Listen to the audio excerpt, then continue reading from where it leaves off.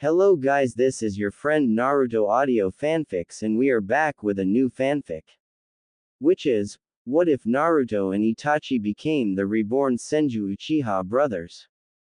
Naruto xKushina and Itachi xSakura, Part 1. And if you enjoy this fanfic then please press the like button and subscribe to my channel for more fanfic like this. And now let's start the fanfic. The Third Great Ninja War had just ended. No one was really certain how the war had started, but it didn't matter. At the end of the war, Konoha emerged victorious but not without a price. Countless shinobi died in the war, while many were injured. It was not just Konoha, every village, countries had suffered. Whether it was rain, sand, rock, or any other village, the end result was people lost their precious ones. In one corner of Red Dragon Restaurant, sat a lonely figure. It was night time in Konoha and people were busy with their lives. Some were still mourning the loss of their loved ones while others were trying to get over their grief. Overall, it was a gloomy atmosphere in the village hidden in the leaves. The figure sitting in the restaurant was none other than Minato Namikaze. He was the newly appointed fourth Hokage of Konoha. Minato's story was quite eventual. He was born in the Namikaze clan. The clan was a very small clan in Konoha and were not quite famous. His parents were shinobi of the village who gave their lives in the Second Great Ninja War. As a result, Minato never got to spend much time with them. Time passed and Minato resolved himself to become a shinobi and protect the village just like his parents would have wanted him to. His dream was to become Hokage someday. His life passed and he made many friends. But his closest friends were his classmates Makoto Uchiha and Kushina Uzumaki. Kushina was his best friend since childhood. At first they didn't get along much because of her loud personality, but Minato saved her from Kumo Shinobi and from there on they became good friends. But the most important person in Minato's life was Makoto Uchiha. He loved Makoto from the bottom of his heart. She was one of the best students in his class. She was the heiress of the Uchiha clan and as such was a formidable shinobi who excelled in many ninja arts. He could still remember the day when he met Makoto. Flashback. 10 years ago. A blonde boy could be seen practicing throwing kunai in the training area of the academy of the village. It was already very late, but it didn't matter to the boy. Ever since his parents' death, Minato had resolved himself to become a strong shinobi. He was a good student. He was quite good in ninjutsu and taijutsu. One of his unique traits was he was skilled in fuinjutsu, which didn't go unnoticed by the third Hokage of Konoha who was taking special interest in training Minato in fuinjutsu. Minato's friend Kushina Uzumaki was also helping him in learning that art. However, there was one thing in which he didn't have much skill and that was shurikenjutsu. He was pretty much average in that art and as such wanted to improve himself. He had been practicing since the past 1 hour but was not getting much results. "Try to loosen your hands and calm yourself down," said a soft female voice. Minato turned around and saw it was none other than Makoto Uchiha. She had jet black hair that reached up to her back, had dark black eyes like the rest of her clan. She was fair-skinned and had 2 large bangs falling on her face. She was wearing a dark blue t-shirt with the Uchiha crest on its back and black shorts. Minato gave a smile in return to Makoto. They were casual friends in the class. Makoto was different than the rest of her clan. She was kind, caring and compassionate to others, even to civilian children. However, she was also strict and firm on becoming a formidable kunoichi. Minato admired her for her strength and determination. She was one of the best students in the class. "Good to see you, Makoto, but what are you doing here?" asked Minato curiously. Makoto looked at Minato and smiled. She liked Minato a lot. He was not like most of the boys who would just boast about how great they were. He was a good student and held the kunoichis as equals and she liked that a lot. though she hadn't spent much time with him, but she considered him a friend. Her life in her clan was quite strict. The Uchiha were a clan that followed traditions to the book. Many times their pride and ego got in the way. Makoto had to shoulder a lot of responsibilities as she was the clan heir. How she wished to be spoiled like her younger brother Shisui. I was just helping Taji-sensei in finishing some of his paperwork. I saw you here and got curious, so I came here. Do you need some help? Asked Makoto softly with a smile. Yeah. Well, I would like if you could give me some pointers, said Minato sheepishly and scratched the back of his head. Makoto chuckled on seeing this. Minato was always a little silly, but she liked that. Sure, just follow what I do, instructed Makoto seriously. Arigato, said Minato happily. This was how a great friendship between Minato and Makoto was born. Flashback end. A large smile appeared on Minato's face as he remembered that memory. Ever since then he and Makoto got closer. It was her and Kushina who had helped him in improving their skills. The trio had graduated at the top of the class. Their bonds became a lot more stronger when they were made a genin team under the legendary Sannin, Jiraiya. From there, Minato's love for Makoto grew stronger with each passing day. However, he wasn't an idiot too. He knew the Uchiha didn't allow any outsider to marry a member of their clan, lest the clan heiress. As a result, he was never able to admit his love for Makoto. Time passed and the three friends quickly became chunin. Minato advanced quickly and was made a junin. The third great ninja war had started and Minato and his genin team were sent to different fronts to fight. While Kushina and Makoto had different assignments. Minato lost many friends in the war and one of his students Uchiha Uchiha. He was also different from the rest of his clan like Makoto. His personality was similar to Kushina and he shared Minato's dream of becoming Hokage. Minato was deeply saddened by his sudden death. Despite the turmoil of his feelings, Minato led Konoha to victory through his skills. The most deadly being his Hiroshin, his teleportation technique based on the second Hokage's jutsu. Due to his heroic efforts, bravery and wisdom, he was chosen as the fourth Hokage of Konoha. He had finally achieved his dream, but still he wasn't able to tell Makoto about his feelings for her. As if someone had heard his thoughts, he heard a voice call him. "Why's the great fourth Hokage of Konoha sitting alone?" asked a soft familiar voice. Minato looked up and saw it was his love Makoto. She had become quite strong and beautiful in the past decade. Her jet black hair now reached up to her back, her eyes were more brighter than before and her Sharingan eyes made her look more dangerous. She had C-cup and a slim body. She was a formidable junin of the village. "Finally got time to see me, Makoto-sama," joked Minato. "Is that how you greet me? It's been so long since we've seen each other, I thought you forgot about me." "I'm hurt," said Makoto with a pout.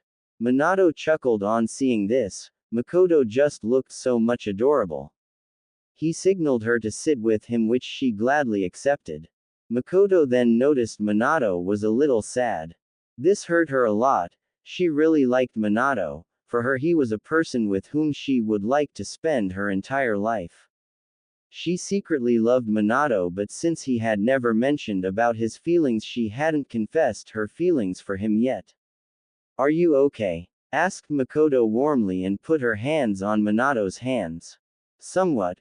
We have lost so many friends and loved ones. I just cannot believe I lost Obito too," said Minato sadly.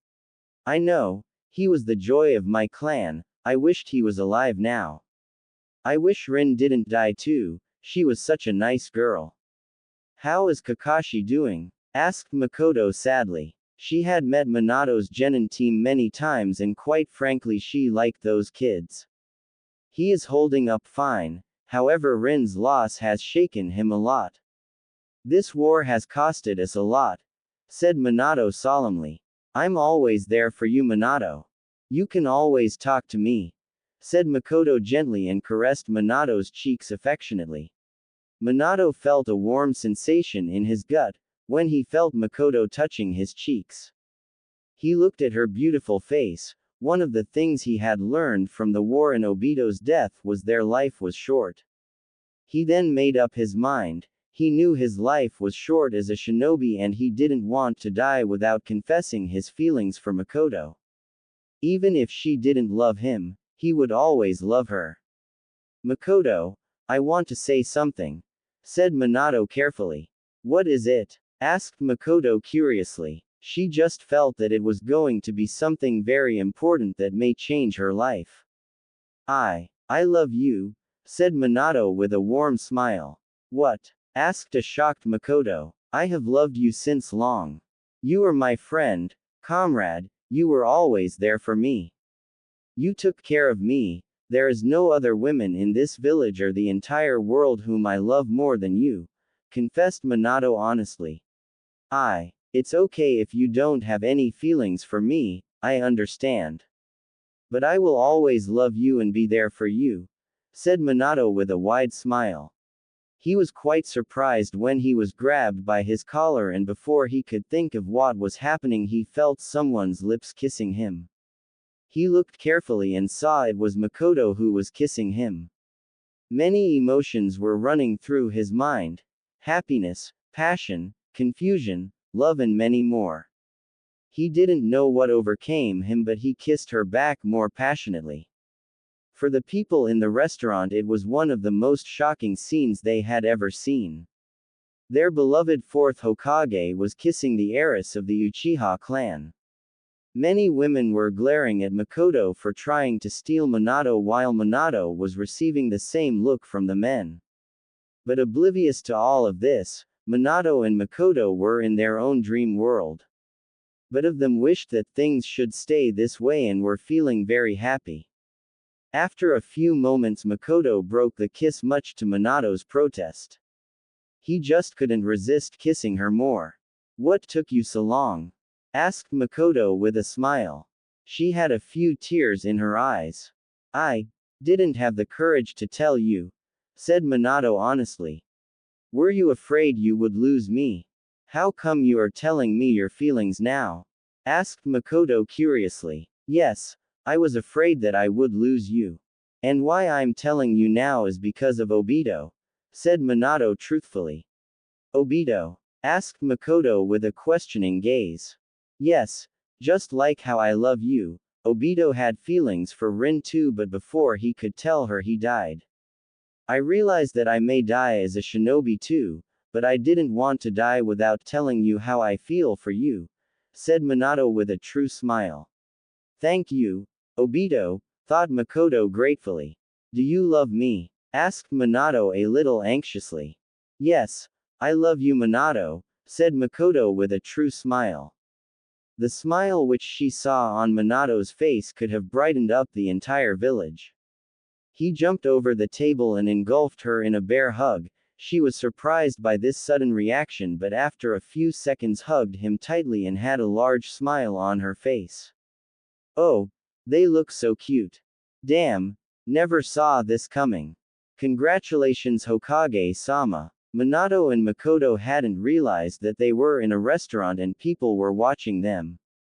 If it was any other situation they would be ashamed of themselves if they hadn't seen so many people's attention directed on them but this time it was different, they were in their own world and confessing their feelings for each other. The couple thanked all the people respectively and before the entire village found them here they decided to get out of there. Minato took Makoto's hands in his own and they both teleported away.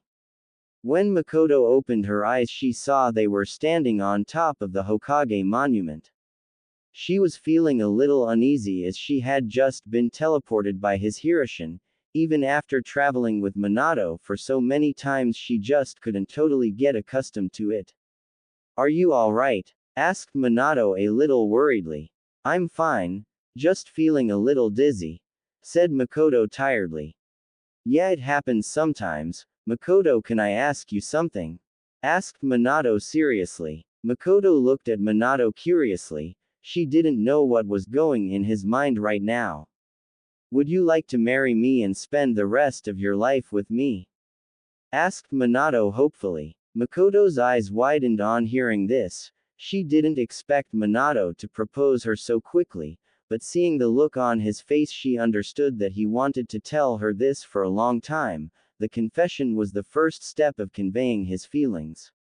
She thought about the idea. She would love to marry a man like Minato, but first she thought about her entire position. She was indeed the clan heir of the Uchiha clan, but if she wanted to marry Minato she would no longer be the clan heiress, but her younger brother Shisui may be able to take her place and lead the clan. Her father was a very nice person and he loved Makoto very much. She knew her father would understand, and since Minato was the Hokage of the village it would help in improving the clan's status in the village, and as such the Uchiha clan's elders would agree readily. That would be the end of the formalities, but now came her personal opinion. She knew Minato and Kushina were very close friends, but she wanted to confirm that they were not together and she was not getting in the way between both of them. After all, those two were her closest friends. Minato, before I give you my answer, can you give me an honest answer to my question? Asked Makoto seriously. Hi. Replied Minato sincerely. Do you have any feelings for Kushina? It's because I don't want to get in your way. You two are my best friends and I don't want to hurt any of you, said Makoto a little worriedly. Minato understood what Makoto was trying to say. It was indeed true he and Kushina were very close friends, but he didn't have any romantic feelings for her. However, it was not the case with Kushina. She really liked Minato, but she never tried to impose her feelings on him. Minato cared about Kushina deeply but just couldn't love her more than a best friend. No, I care about Kushina deeply but only as a best friend. She was our teammate, we practically grew up together, went through a lot of pain together. She may have some feelings for me but I just love her as a friend and nothing more. The one person whom I love with all my heart is you, Makoto, said Minato honestly. That was all the confirmation Makoto needed and she hugged Minato tightly. Yes, I would love to marry you, said Makoto happily. Minato hugged her back. His dream had finally become a reality. He had become Hokage. He was acknowledged by everyone in the village, made his clan and his parents proud, and finally had found the lady of his life. Nothing in life could make Minato more happy. They both remained like that for quite some time, enjoying the warmth of each other. Minato then broke the hug as he too had some questions for Makoto. Do you think your father would agree to this, Makoto? Asked Minato curiously. I think he will. He loves me very much. Ever since my mother's death he had always took care of me and Shisui. He is the reason why the Uchiha clan is still respected a lot. I know there had been some tensions going on during the Second Ninja War, but my father made our clan believe that this was our village too and we were a part of it.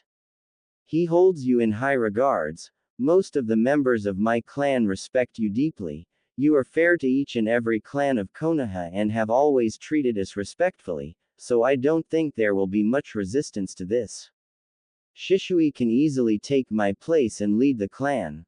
Our clan is not as large as it was before and has been reduced in numbers, but still we would always be loyal to the village, and if I marry you it would also strengthen your ties with my clan, explained Makoto briefly. Minato was quite impressed by the thorough analysis which Makoto had given him about the entire situation. The cards were indeed in their favor, and he liked that.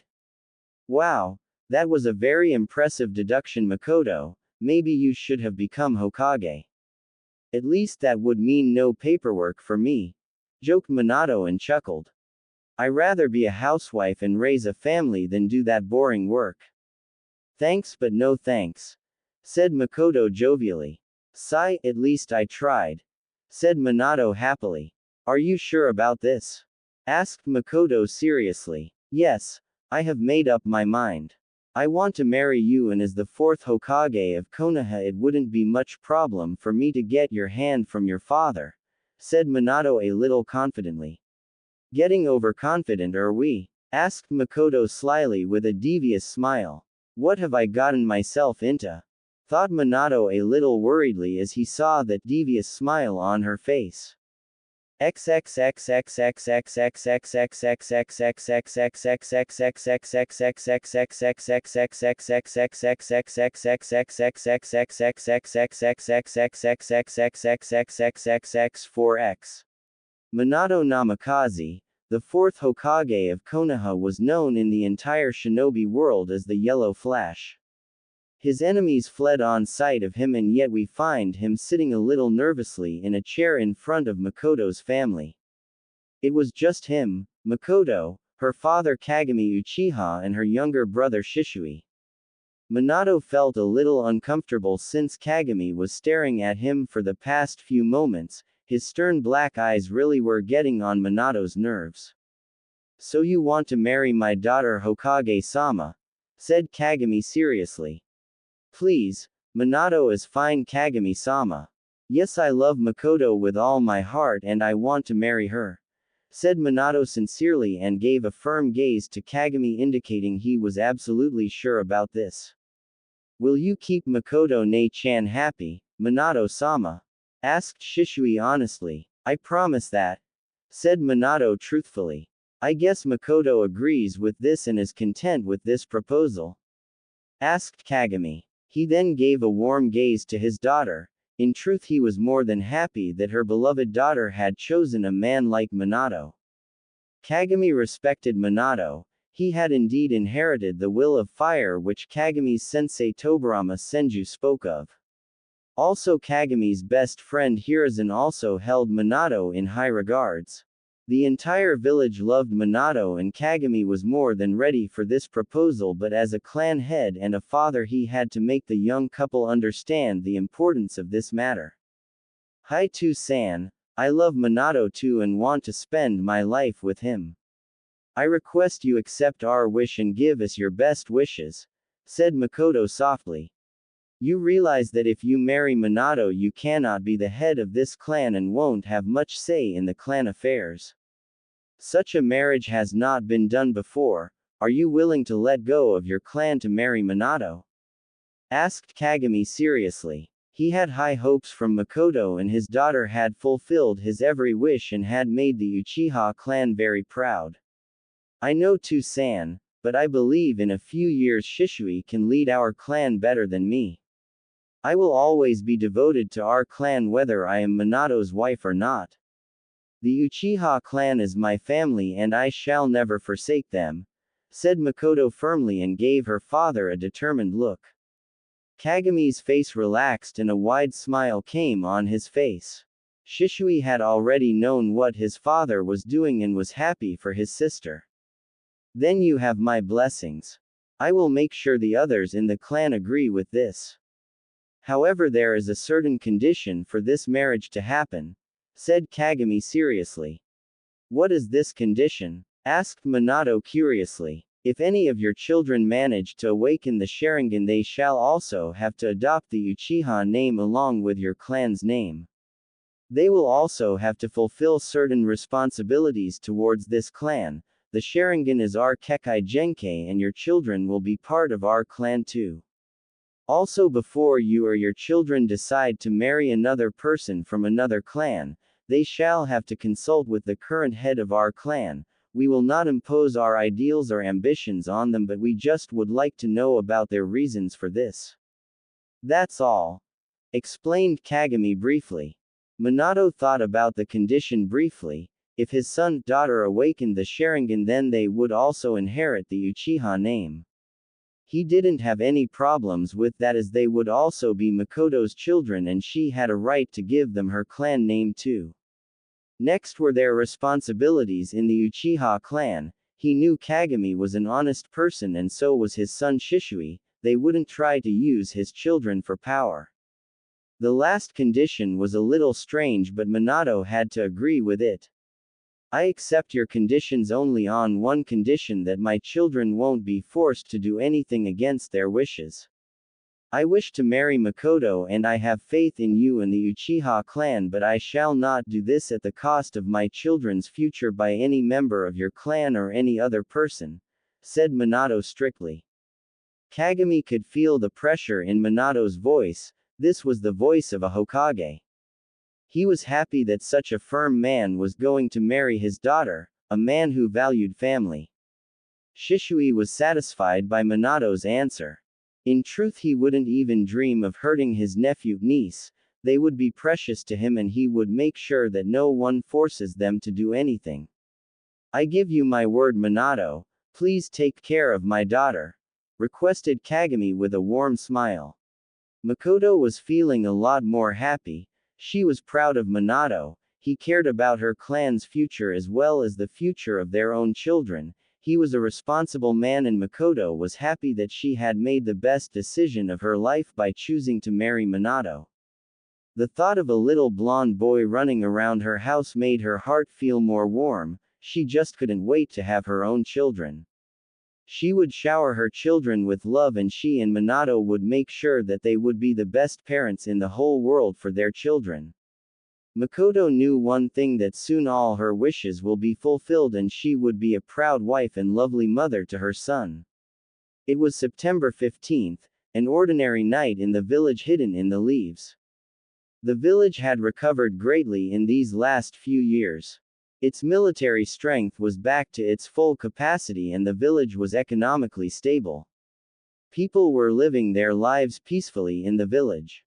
It was all possible because of the fourth Hokage, Minato Namikaze's efforts. Tonight, the entire village was a lot more livelier than usual. Many of the people were celebrating. The reason was also very special. Konoha had achieved victory in the Third Great Ninja War on this day. Also today was the day when the child of their beloved fourth Hokage was going to be born. Almost the entire village was eager to see the child being born. On the outskirts of the village stood a lone figure. This person was none other than Kushina Uzumaki. Kushina's life had changed a lot in these years. If you could say a major part of her had died during these years. She was devastated when Minato married Makoto, but she did not bore any ill will towards them. She knew that Minato was always attracted to Makoto. During their time as a team, both of them were very close. She did her duty as a shinobi, but with each passing day a part of her died when she saw Minato and Makoto together. She had lost faith in the shinobi world and her life after seeing the horrors of the Third Great Ninja War. She just didn't care about anything anymore. She could still remember the day when Minato had talked with her. Flashback. Kushina Uzumaki was standing in the Hokage's office. She was happy to see Minato after such a long time. She had been away on missions and as such had missed Minato.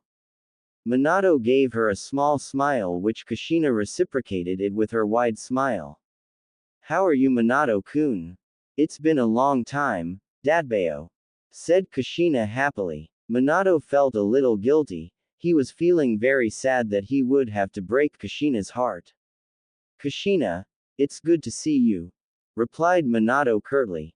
Where's Makoto? I haven't seen her since I've arrived, said Kushina confusedly. It's because she is making preparations for her marriage, said Minato, dropping the bombshell on Kushina. What? When? How did this happen? Who is the guy? Yelled Kushina frantically. Minato chuckled a little. This was Kushina's typical behavior which he and Makoto had got used to. She was going to tell you, but since you are here I'll tell you. But please calm down, said Minato. He then went towards her and surprisingly hugged her. Kushina was a little startled by this, but she hugged him too. She felt a lot happy when she was this close to Minato. It was her dream to be with him, to spend her life with him. We are getting married, I and Makoto-chan are getting married, said Minato sadly. He knew it must be very painful for her and was trying his best to convey it to her less painfully. Kushina was shocked on hearing this. It was as if someone had stabbed her in the back. The man she loved, with whom she wanted to have a family, was marrying her best friend. This can't be happening, said Kushina with tears in her eyes. Her voice was becoming more choked with each passing moment. Minato for his part hugged her more tightly. He knew she must be broken, but he had to do this. I'm sorry, Kushina. I love you, but only as a best friend. We have been through a lot together. You are precious to me, but please understand I love Makoto-chan, begged Minato. Find someone with whom you can spend the rest of your life. It is possible to live as a Jinchuriki if you fill yourself with love. Kushina remembered those words. These were said by Mito Uzumaki, the wife of Shodai Hokage, who was the previous Jinchuriki. She told Kushina that she could also live a happy life despite being a Jinchuriki. I love you, Minato. I have loved from the day we became friends. We used to hang out together, fight together. I just can't live without you, begged Kushina and broke the hug so she could look Minato straight in the eyes. Minato's heart broke into 1,000 pieces when he saw how much broken Kushina was. Her eyes were full of tears. It was as if she was desperate. You deserve someone better than me, Kushina. I am not worthy for you, said Minato and averted his eyes from her. No, Kushina. This can't be happening, yelled Kushina and grabbed Minato by his shoulder. Minato, please don't do this. I cannot live without you. You are everything to me, requested Kushina in a broken voice. Kushina, please understand. I love Makoto. I care about you as my best friend. I cannot pretend to love you. It would mean betraying all of us. Please, requested Minato in a sad voice. Mito-sama, you lied to me. I don't have anyone, my life, my pain. Why did this happen to me? What did I ever do to deserve this? Thought Kushina sadly. With these dark thoughts in mind, Kushina went out of the room with a broken heart. Minato just stood there with a sad expression on his face. Flashback end. A lone tear slipped from her eyes. Since that day she couldn't maintain a friendship with Minato and Makoto. Both of them had tried many times to help her, but whenever she looked at Minato, she couldn't suppress the pain in her heart. She didn't have much friends, and as a result she started to get isolated. She joined the Anbu Black Ops to escape from her pain, but even after risking her life on dangerous missions her pain didn't went away. Today was the day when Minato and Makoto's child was going to be born. Today it could have been the birthday of my son, thought Kushina sadly. Another person appeared behind her in a vortex. He was wearing black robes with red clouds on it. His face was covered by an orange mask. He had spiky black hair and his Sharingan was visible through a hole in his mask. Hello, Kushina, said the man seriously. Kushina just gave a nod in return. She just couldn't continue to live like this. She had even tried to end her life but was unsuccessful. She just didn't have anything left to live. Have you made up your mind yet? Asked the person calmly. Yes. This world is full of lies and deception, Kushina. There can be no peace in this world. People like us who survive are trash. This is a pointless reality where no one can become happy. Join me and we shall create a world full of peace and happiness, offered the man seriously. Will your plan work? Can we really succeed in creating such world? Asked Kushina seriously. Yes, in our world, you can be with Minato, have your own family, friends, you can have every happiness you desire. No more wars, no fighting, living in peace. But before that I need to ask you something. Asked the man seriously. What do you want to ask, Madara? Asked Kushina irritatingly. The man named Madara chuckled a little. Kushina was indeed very short-tempered. Do you feel anything for the people of this world? Asked Madara sternly. Kushina's entire life flashed in her mind, the destruction of her clan and village, the death of her parents, her being brought to Konoha to become a Jinchuriki, Mito's false words, her time with Minato, Makoto and Jiraiya, the war where she saw so many deaths, the pain when Minato married Makoto, her life full of loneliness and sadness. Her eyes hardened after remembering all that. Madara saw the look in her eyes and a wide smile cracked behind his mask. Things are going better than I planned, thought Madara with a smirk. This place, this world. I don't care about it anymore, said Kushina sternly with all emotions leaving from her eyes. So it begins. In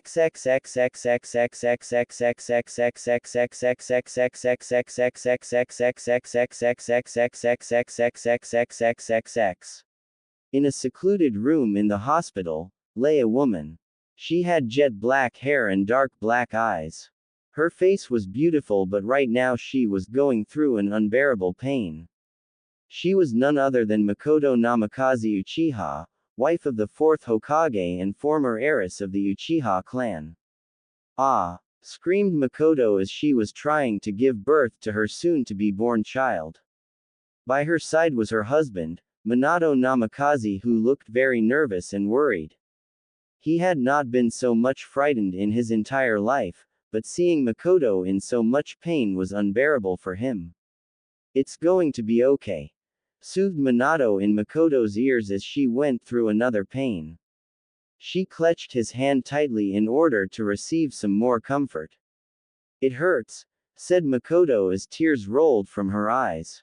Please Makoto-sama, you need to push a little further, you are almost there, said the female head medic.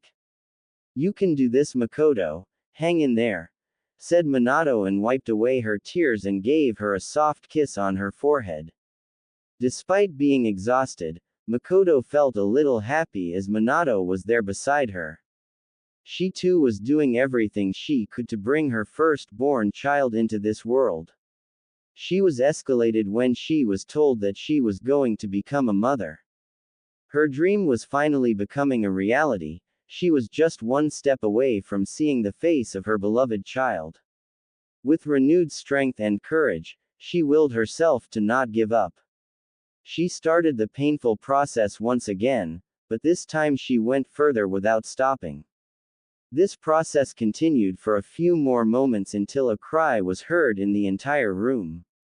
Makoto was panting heavily, while Minato was having a few tears in his eyes as he saw the medic cut the umbilical cord gently.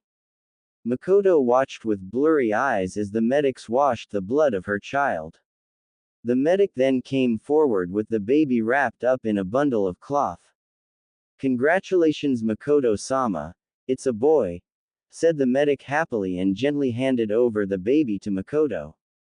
The infant had blonde hair like Minato, but instead of being spiky like Minato they were very silky. The baby had two short blonde locks falling on his small face. He was fair-skinned like Makoto and had almost the same facial structure as her. Tears were freely flowing from Makoto's eyes as she felt complete. This was her child, her own flesh and blood. He was the most beautiful baby for her in the entire world. The infant then slowly opened his eyes, and Makoto's breath got caught in her lungs when she saw his innocent black eyes. They were the same as hers. The infant then gave a small smile to Makoto, and this moment would forever be arched in her memory as the most beautiful sight in her life. I love you, my Sochi, said Makoto warmly and embraced her son. He just looks like you Makoto-chan. Thank you for being with me and making me a father, said Minato happily and kissed Makoto softly. He then gently took his son in his arms. The infant was a little hesitant when Minato took him from Makoto. The boy then looked at Minato in what may appear to be confusion. It was as if his innocent black eyes were observing Minato carefully. Minato chuckled on seeing this. His son was indeed a very keen observer. On hearing Minato's laugh, the infant also smiled in an innocent manner. So what should we name him? Asked Minato happily while holding his son. I was thinking we should name him Itachi, but I want you to name him. He is our son, and as a father I think you should name him, said Makoto with a warm smile. Thank you, Makoto-chan. I was thinking about the name in Jiraiya's sensei's book, said Minato, but was cut off when Makoto gave him a very stern glare. Minato Namikaze, if you are planning to name my son after Jiraiya sensei's pervy books, then all, said Makoto, but was cut off when Minato quickly shook his head. Minato knew Makoto was a very kind and gentle wife, but when it came to her children she was very protective. The fact that she hated the Ika Ika series was also a point which she had made clear to Minato very gently. I meant, the Tale of Gutsy Ninja, the name of the main character of that book, said Minato quickly. The baby laughed when he saw Minato's face, it was as if all of this was funny to him. Makoto also laughed when he saw that her son was happy. You want to name him Naruto? Asked Makoto softly. Yeah, he will grow up to be a great man just like the hero of the book, said Minato happily. I guess it isn't so bad name after all, said a new voice. Minato and Makoto turned around and saw Kagami and Shisui standing there. Kagami's eyes were a little moist and was looking at Makoto lovingly. Shisui quickly came in front of Minato and gently took Naruto in his arms. So this is my nephew. He sure looks a lot like you, sis, said Shisui with a laugh. Why not? He's my son after all, said Makoto with a warm smile. Makoto, I'm really happy for you, my child. You have given me every happiness in this world and finally my grandson. I am proud of you, said Kagami with the biggest smile on his face. Thank you too, San, said Makoto with a warm smile. I just can't wait to teach him all my techniques, sis. If he awakens the Sharingan, I'll teach him everything, said Shisui excitedly. Contrary to his clan, Shisui was a very lively person, he was the same as his mother. Hey, I'm here too, you know, I also want to teach my son many things, said Minato excitedly. Hold your horses, said Makoto sternly to both men. Minato and Shisui looked at Makoto, who was looking at them seriously. You may teach him when he grows up, but for now he is my baby and I want to spend time with him. And you're forgetting something, I am his mother, so if anyone has the right to teach him first, it's me, said Makoto with a smirk. Now that's my daughter, said Kagami with a chuckle. Minato and Shisui both looked at each other and had the same expression on their face. Women.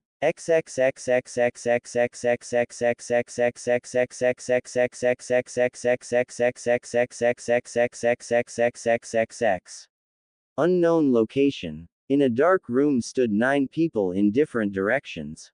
One thing which all of them had in common was they were wearing black robes with red clouds on it. The figure standing in the middle had purple eyes and was looking at all the members without any emotions on his face. It was as if he was a corpse. Today we welcome a new member to the Akatsuki, said the man stoically. At that moment Kushina stepped forward and made herself more visible to the other members of the group. Some of the members were quite surprised when they saw Kushina. Her long red hair were now tied in a long ponytail. She had the Konoha headband on her head, but there was a big slash on it. Her entire body was covered in the Akatsuki robes and she had a sword strapped on her back. The Red Death of Konoha, you sure have a lot of bounty on your head, said a man with dark green eyes. Shut it, Kakuza, this one's pretty, maybe I should offer her to Jashin-sama, said a short man with gray hair. He had a long scythe rested on his shoulders. Hidan, you and your idiot god are not important. The money is more important than your stupid religion, said Kakazu harshly. Shut up, Kakuza, said Hidan angrily.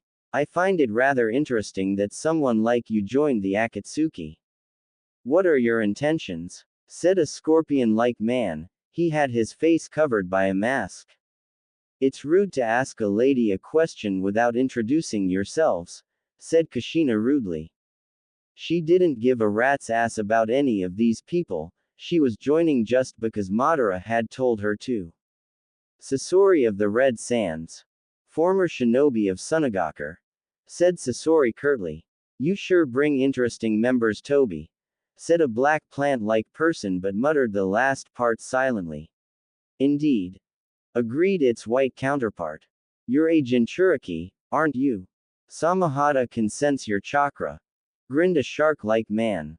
Kisame Hoshigake, former swordsman of the mist. And that bizarre excuse for a sword is shark skin, I suppose. That sword is pathetic, said Kushina with a smirk. She was amused when Kisami's eyes hardened and he lifted his sword. Enough. Everyone stopped talking and looked at the man in the center. The only person who had not spoken yet was a woman who was standing beside the man and was looking at all of them without any expression on her face. Her reasons are not important. She has special talents which are required for our purpose, just like all of you, said the man sternly. But Leader Sama, aren't we supposed to catch people like her for our purpose? Asked Hidan dumbly. Yes, we do need the Kyuubi, but she is an Uzumaki and as such she won't die when we extract the Kyuubi from her. She has chakra chains that are helpful in subduing Biju, explained the leader neutrally. Our aim is the same. The 5 great nations are corrupt and it is time for them to feel pain. But before we can put our plans in motion, we need certain resources and preparations for that, said the woman standing beside the leader for the first time. Kakuza, Hidan, you two will work together from now. Kakuza, you will handle our finances, ordered the leader. Understood, said Kakuza a little happily. He sure loved money. Just don't get in my way, Kakuza, barked Hidan, but Kakuza just ignored him. Kisame, you will team up with Kushina. Both of you have certain skills which I need. You will do the missions I give you, said the leader sternly. Kushina just gave a threatening glare to Kisame, saying to be wary of her. Kisame smirked and had a mad smile on his face. Sasori, you will work on your own. Your job is to find us new potential recruits. Only take the best, said the leader sternly. Hi, Leader Sama, replied Sasori. Zetsu, you will keep watch on the 5 great nations and keep us informed about their activities, ordered the leader. It will be fun, said the black part of Zetsu. We will get the job done, said Zetsu's white part. A new era has come and we shall lead this world to a right path, said the leader firmly. All the members just stared at him. Kushina just remained impassive. The only thing she was interested in was her own ambitions, and she would do whatever it takes to fulfill them. On the top of the cave, stood Madara looking at the members curiously. I wonder how things are going to change.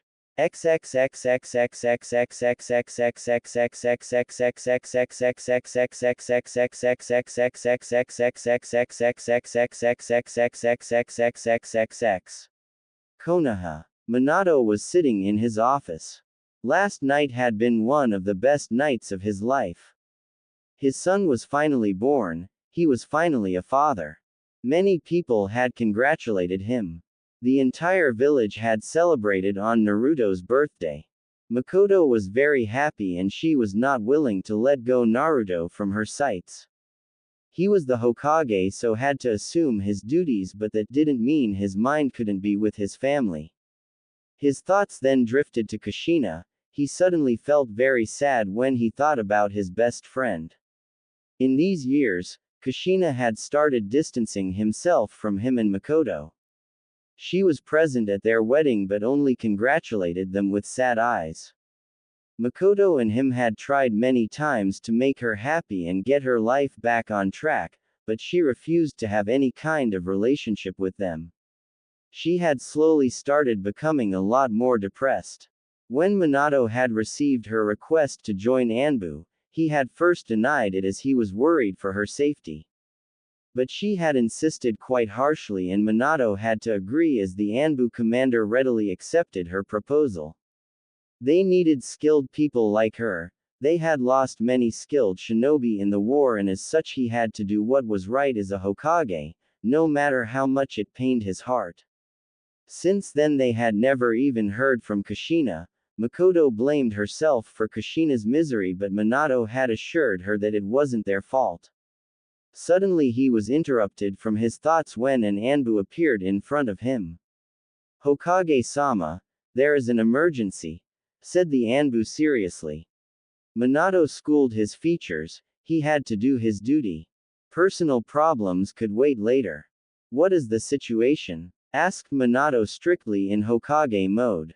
"Kushina Uzumaki has been found missing since last night," said the Anbu, shocking Minato. "What?" said Minato loudly. "Hokage-sama, she was assigned patrol duty by the Anbu commander last night, but she has not returned to HQ. We had already started searching her. We checked her posts in the entire village, but there has been no trace of her," explained the Anbu briefly. "This is bad," thought Minato worriedly. Kushina had the QB sealed in her, and if she was missing then something must have happened to her. Did someone attack her? He had assigned some Anbu to watch over her as she was the Jinchuriki. "What about the Anbu squad I had assigned to watch her?" questioned Minato strictly. "They are missing too, Hokage-sama. Right now we are counting them as Mia, missing in action, with the possibility of them being found Kia, killed in action," explained the Anbu. "Get the best trackers from the Inuzuka, Aburame and Hyuga clans. I want an entire task force of Anbu Black Ops to search for her in the entire Fire Country," ordered Minato firmly. "The entire Fire Country?" asked the shocked Anbu. "Yes, we need to find her quickly. Send me the Anbu commander. This information is top secret and you are not to reveal any of its contents to anyone. The penalty for breaking this order is death," said Minato sternly. "Hi," said the Anbu confidently. "Failure is not an option. Now move," commanded Minato. "Yes, sir," said the Anbu and Shunshined quickly to carry out his orders. Minato went towards the window in his office. He looked at his village. Dark clouds were surrounding the village. The people were living their lives unaware of the trouble the village was in. "A storm is coming," thought Minato. He was very worried about Kushina. Despite everything, she was his childhood friend, teammate and best friend. He decided not to tell Makoto about this for now, as she had just given birth and he wanted her to look after Naruto. He would find Kushina himself, and nothing could stop him. He was the fourth Hokage of Konoha. "Kushina, where are you?" The sun slowly rised in the sky and brightened the atmosphere with its warmth. The darkness of the night faded with the shiny rays of the sun, which spread quickly in all the directions. The sun is a symbol of hope, a symbol of light. It marked the end of despair and the beginning of happiness. In a small room, a blonde-haired boy slept peacefully in his comfortable bed. He had a peaceful smile on his face. He was none other than Naruto Namikaze Uchiha, the son of the fourth Hokage, Minato Namikaze and Makoto Uchiha. Life had been quite beautiful for this little boy. The 5-year-old little boy heard small footsteps coming towards his way. Even in his half-asleep state he could feel the presence of this person. He didn't know why, but he could always recognize other people near him, even if they were not visible. The person then slowly climbed on his bed and was inching closer to him. Naruto could feel the happiness that this person was radiating. "Here it comes," thought Naruto with a cute smile. "Ni-chan." Naruto's ears cringed a bit on hearing this loud voice. One of these days he would give the person a good lesson on manners. Then again, I can't do that to my Ototo, thought Naruto happily. He slowly opened his innocent black eyes and saw the person who had disturbed his peaceful sleep. It was his younger brother Itachi Namikaze Uchiha. Itachi was a small 3-year-old boy. He had black spiky hair and blue eyes.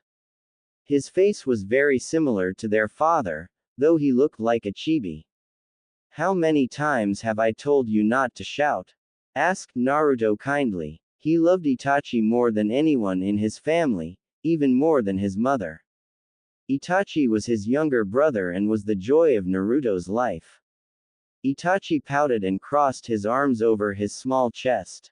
Naruto smiled a little on the antics of his younger brother. He was always very cute. You. Angry, mumbled Itachi with a pout. The 3-year-old was finding it difficult to speak more than a few words. Naruto chuckled and brought his little hand forward and poked Itachi on his forehead. Sorry about that, said Naruto with a warm smile.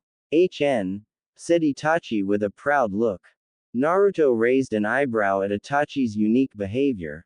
Both of them stared at each other for a few minutes but then started laughing loudly. Naruto embraced Itachi in a warm brotherly hug. This was the way his day usually started. Nichan. Ka-chan, said Itachi trying to convey the message. Naruto understood what his younger brother was trying to say. Makoto must have sent Itachi to wake him up while she prepared breakfast for the family. Their father would usually be reading the newspaper of the village. Alright, let me get ready, said Naruto and slowly got up from the bed. Itachi followed him as quickly as his little legs could take him. Naruto was a little intrigued. Usually after waking him up Itachi would run back to their mother, but today he was following him instead. Naruto narrowed his eyes at Itachi. He definitely needed something from him. Alright, what do you need, and don't lie, said Naruto strictly. Itachi just gave him a small sheepish smile and looked at him innocently. Nichan. I want, Foxy-chan, requested Itachi and pointed his small finger at Naruto's shelf. There were a lot of toys there. A smile came on his face when he saw that fox. Flashback. A 3-year-old Naruto was right now in a toy shop of Konoha. Makoto was holding him in her arms. It was his birthday and as such he wanted something. She was very eager to give her son a gift. Makoto was having a radiant smile on her face. She was quite happy when she saw the most biggest smile on her son's face while he was looking at the toys. Naruto was her life. She loved him the most in the world. It had been a few months since she had given birth to her younger son Itachi. As a result, she was not able to spend as much time with Naruto like before. It did pain her, but she knew Itachi needed her more right now. Surprisingly, Naruto was quite thoughtful and smart. He accepted Itachi happily. Makoto knew many children would be jealous of their younger sibling at this age. But Naruto was different. He always tried to help her. He would always be beside Itachi. He would always be the first to run to Itachi if he heard him crying. In a way, Makoto knew Naruto loved Itachi more than her. She was really proud of her elder son. Ka-chan. I said Naruto with a dreamy look in his eyes. You can have anything you want, my Naru-chan. After all, today is my precious Sochi's birthday, said Makoto warmly and kissed Naruto on his cheek. You will grow up to be a fine man, Naruto-sama, said the owner of the store. He was an old man, who had a flat wrinkled face. His hair were white but his eyes showed a lot more kindness. Naruto looked around the store. He was feeling a lot happy. He was spending time with his mother and he loved it. His eyes then settled on a toy. It was a small fox. It had black eyes and small ears. His body was brown-skinned. Naruto immediately loved the toy and quickly pointed his finger at the toy with an eager smile on his face. You want that? Asked Makoto kindly. Said Naruto enthusiastically. Then you will have to do something for Ka-chan too, said Makoto with a smirk. But, said Naruto innocently. No buts, Naru-chan, said Makoto playfully. Naruto pouted a little. Makoto and the owner of the store exchanged a knowing look. Naruto contemplated his choices. He really wanted that toy. After a few moments of thinking, He nodded. Makoto was giggling when she saw how thoughtful Naruto was. Alright, give Ka-chan a kiss and the toy is yours, said Makoto and laughed softly. A wide smile came on Naruto's face as he understood Makoto's message. He happily kissed his lovely mother on her cheek, earning a soft smile from her. Naruto loved her smile. It was one of the most beautiful things in the world for him. Okay, now you can have it, said Makoto and paid the owner. The man gave a kind smile in return and handed the toy to Naruto. Words couldn't describe how happy the boy felt. Ka-chan, said Naruto happily and hugged her lovingly. Makoto kindly patted her son's back, her eyes were a little moist. She embraced her son lovingly. I love you, my Naru-chan. Flashback end. A warm smile came on Naruto's face as he remembered that memory. His mother was truly something else, she loved him and Itachi so much. Naruto couldn't understand how could she love them so much. Naruto then looked at Itachi, he was looking at him with such hopeful eyes. Itachi adored his big brother, he always was so kind and gentle to him, even though he put him in trouble sometimes. Ni-chan, I want Foxy-chan, requested Itachi with an innocent smile. Naruto ruffled Itachi's hair lovingly and gave him a kind smile. Why not? Whatever I have is yours as well, said Naruto warmly with a smile. Ni-chan, yelled Itachi happily and hugged his big brother. No matter what happens, I'll always love you, thought Naruto and hugged him back. Now then, let me get ready, said Naruto calmly. Okay, said Itachi and went to pick up his new toy.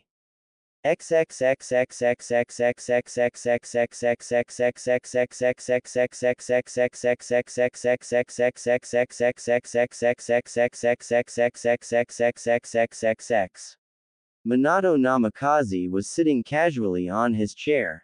It was just a regular morning like always. A lot of things were running through his mind. In these past 5 years a lot had changed. He had faced a lot of difficulty during his rule as a Hokage. Since Kushina's disappearance, Danzo and the counselors had started doubting him. They even went as far as to question his ability in front of the entire council. Minato still remembered that day. Flashback. In a small room sat several people. The atmosphere was so much tense that practically everyone was nervous. They had a reason to be. These people were various clan heads and important military personnel of Konoha. On one side sat Danzo Shimura and his associates Homura and Kaharu. On the other side of the room sat several important clan heads like Hiyashi Hyuga, Kagami Uchiha, Sum Inuzuka, Shibi Aburame, Choza Akamichi, Inoichi Yamanaka and Shikaku Nara. In the center of the room sat Minato with the third Hokage Hiruzen Sarutobi by his side. The Anbu commander was on his left flank with his mask on. Is it true, Hokage-sama? Asked Shikaku neutrally. Hokage, have we truly lost our Jinchuriki? Asked Danzo distastefully. His voice was almost filled with venom. This youngster has jeopardized the village. I should have eliminated him long time ago, thought Danzo bitterly. Yes, it is true, and Danzo, you will address me as Hokage-sama or Hokage-dono, or I would cut your head off this instant and feed it to the dogs, said Minato and leaked so much ki that almost everyone couldn't breathe. The only one who were able to withstand such ki was Hiruzen. Even Danzo couldn't breathe properly. My apologies, Hokage-sama, said Danzo without any emotion in his voice. It won't be enough. Since we are in a crisis right now, I'm enforcing military rule and overriding the council, ordered Minato. Everyone in the room was quite shocked to hear this. Minato was the most strict Hokage after Tobirama Senju. After becoming Hokage, he had already removed the civilian council from all shinobi affairs, he had totally taken control over them. He next stripped Danzo of his root command, the shinobi of that Black Ops were then formally integrated with the regular Anbu forces. Danzo had been furious and had even tried to gather support, but Minato had publicly cut off his right arm for trying to defy his order. But Danzo was an important man, and since he publicly apologized for his crimes, he was spared and given a seat on the council as an advisor.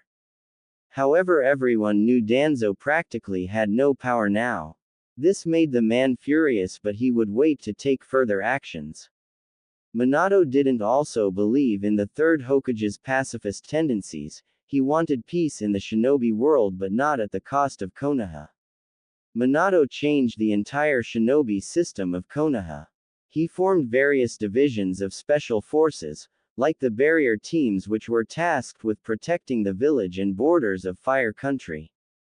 The Anbu forces were almost doubled after the Third Shinobi War because of integration of root Anbu forces. Almost every Anbu was specialized in one art like infiltration, recon, espionage, assassination, tactical and guerrilla warfare. Konoha suffered great casualties in the Third Great Ninja War. As a result, Minato started the medical corps under the supervision of his wife Makoto. She was tasked with training young kunoichi and shinobi in medical ninjutsu. Minato also created various commands like Communication Unit, Intel Unit, Supply Unit and the Decipher Unit. The academy was also totally changed. All the kids were properly trained from the age of 6. Their skills would be recognized and they would be given advanced training in their specific arts. Every genin team was properly balanced with a ninjutsu specialist, medic and a genjutsu taijutsu specialist. Genin teams were graduated early at the age of 8 and sent to boot camp for war training. Konoha had the largest and the most lethal military force in the entire shinobi world.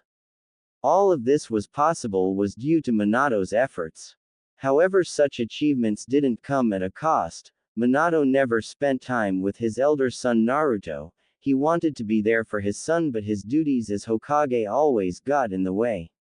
It was as if Naruto was born with a bad luck, because Minato was able to spend time with Itachi as he was born few years later and the village had stabilized and become powerful back again. Due to Kushina's loss, Minato had to make sure the other villages didn't get the information that Konoha didn't possess a Jinchuriki. He had practically made Jiraiya do all the work. He had tried to hide Kushina's disappearance for 4 years, but now he couldn't anymore. "How long has she been missing?"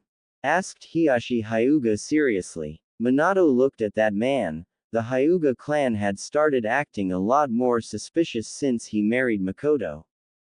They had even offered one of their finest brides to marry Minato, but Minato had curtly refused it. The Hyuga clan saw it as an insult as the Uchiha had now more power in the council. Minato knew something was wrong and they were already on thin ice. The Hyuga was a very proud clan. One would say they had a stick up their ass. The Hyuga and the Uchiha always were bitter towards each other, and when Minato married Makoto they thought that the Uchihas had more power, but that was not true. Minato's main reason for marrying Makoto was because he loved her. Also due to this marriage, the isolation of the Uchiha clan which had begun since the rule of Tobirama Senju ended. Minato now allowed the Uchihas to join every forces of Konoha and gave them very good positions. By doing this, he earned the trust of the Uchiha clan. They now fully supported Minato. He had indeed stopped the Uchihas from doing something reckless, but the Hyuga were not taking it kindly. The Uchiha still handled the police force of Konoha but now also worked for the village. Due to this, Konoha's strength increased as the world's most powerful clan was back in their forces instead of maintaining just internal affairs. However, Minato didn't do any injustice to any other clan. All of them were equally important for the village, but the Hyuga wanted him to marry someone from their clan too, so that they could also gain some status, but Minato didn't want to marry someone whom he didn't love. He had explained it to Hiashi and he had begrudgingly agreed. However, Minato had assigned few squads of Anbu to watch the Hyuga clan, just in case. She has been missing for some time. The details are classified with only the Anbu commander and me. I have made every efforts to find her, but so far we have achieved no success, explained Minato briefly. What were her last whereabouts? Asked Inoichi Yamanaka curiously. She was assigned patrol duty in the northern sector of the village. She was to report at Anbu HQ after her patrol, but she never showed up, said Minato seriously. And the Anbu squad guarding her? Asked Tsume suspiciously. They are all Mia. There is no trace of them. It's as if they have been wiped away from the face of the earth, said Minato irritatingly. It must have been Kumo. They had tried to abduct her in the past, said Choza angrily. We have not confirmed it yet. Jiraiya-sensei has been searching for her all over the nations, and so far he has not found involvement of any hidden village in this incident, explained Minato briefly. What should we do now, Hokage-sama? Without our Jinchuriki we would be pretty vulnerable. Despite Kushina-san's boisterous behavior, she was one of the most strongest kunoichi of our village, rivaled only by Makoto-sama and Tsunade-sama. It could be she left the village on her own choice, said Shibi logically. Many council members shivered in fear. Kushina was not someone you would like as an enemy. She was the last Uzumaki and was powerful enough to keep the Kyuubi in control. Her ninja skills were cage level. If she had turned against Konoha, then they would be in deep trouble, as she was the Jinchuriki of the strongest and the most fearsome Biju of the world. If the Kyuubi was unleashed, then Minato sensed the fear in the people, and it was justifiable. He was also highly tensed. Jiraiya had reported that there were some fishy talks going between Iwa and Kumo too. He knew Iwa detested Konoha for their humiliating defeat in the Third Great Ninja War. Kumo definitely wanted the Byakugan, and the Sandaime Raikage would try to get it at any cost.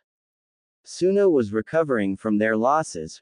Right now they were Konoha's allies, but Minato knew there was no such thing as alliance between hidden villages during the war. Kiri was in a civil war right now. A rebellion had been started against the Yondaime Mizukage. He was eliminating all the bloodline clans. Reports were saying he had gone mad, and was receiving support from Kumo on the condition that they would give them a bunch of the bloodline shinobi for their research. All in all, the world was in chaos, and was heading towards the Fourth Great Ninja War, even though no one could see it right now. Minato knew that within a year or two war would be at Konoha's doorsteps. Plus there had been news of a new organization called the Akatsuki. Right now they were being hired by Iwa and were small-timers, but it only takes one spark to light a deadly fire that would burn down everything. Minato looked at all the members of the council. Only Shikaku, Hiruzen, Kaharu, Homura, and Shibi had the same look as him on their faces. They must at least have come to the conclusion that things were going to get worse from now on. But still Minato knew he had to be strong. He knew his people needed him. Even though Kushina was his best friend, he would do what was right as the fourth Hokage of the Leaf Village. Kushina Uzumaki is now labeled an S-rank missing nin. If any of you are to encounter her, she must be brought back to the village alive. We cannot lose the Kyuubi, instructed Minato strictly. Hi, said all the members in unison. This information will not be put in the bingo book. Only you people are entitled with such sensitive information. If I find any of you have broken this rule, said Minato, and leaked so much ki that almost all the wooden desks in the room cracked. The elders were already on the verge of fainting. All the clan heads were sweating badly. Even Hiruzen, Danzo and the Anbu's commander's heartbeat had increased a lot. I will kill you as well as your entire clan, said Minato dangerously, with his fierce blue eyes sending a clear message to everyone in the room. No one messes with the fourth Hokage of Konoha. Flashback end. A tired sigh escaped from Minato's lips. His intuition was true. Things had indeed gone worse. Iwa and Kumo had formed an alliance a few months back, with the aim of increasing border trades which will benefit both the villages. Border trade? My ass, thought Minato with a frown. They were strengthening their military, and were preparing for a war. What they wanted from such a feudal war was pointless, but there was going to be a lot of bloodshed soon. Minato's azure eyes went up to a photo frame. A small smile came on his face. It was their family photo. He was standing in his Hokage robes, one of his arms was around Makoto's waist. She was wearing her Junin vest and black pants, she was holding Itachi in her arms. There was a wide smile on Itachi's small face, while Naruto stood between him and Makoto with a very faint smile on his face. Minato and Makoto both had one of their hands on his shoulders. Naruto was a very unique child, and Minato had known this from the very beginning. Naruto was a sensitive child, his sense of thinking was clearly more advanced than anyone his age. At the age of 4 his sense of thinking was on par with a teenager. Minato was very sad as he couldn't spend much time with him and he had started noticing the change in Naruto's behavior. When he was of Itachi's age he would always try to get Minato's attention, at times he would also demand to spend time with him. But due to Kushina's disappearance and the rising tension between the villages, Minato used to spend almost all the time at the office and increasing Konoha's military force in order to protect the village. Makoto did try to fill in his role but nothing could overcome the lack of a father in Naruto's life. Naruto gradually became very silent and started to talk less with him with each passing day.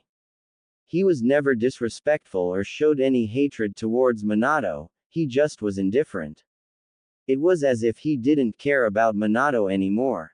Minato was very proud of Naruto, he never blamed Itachi for Minato's mistakes, he cared about his mother and family.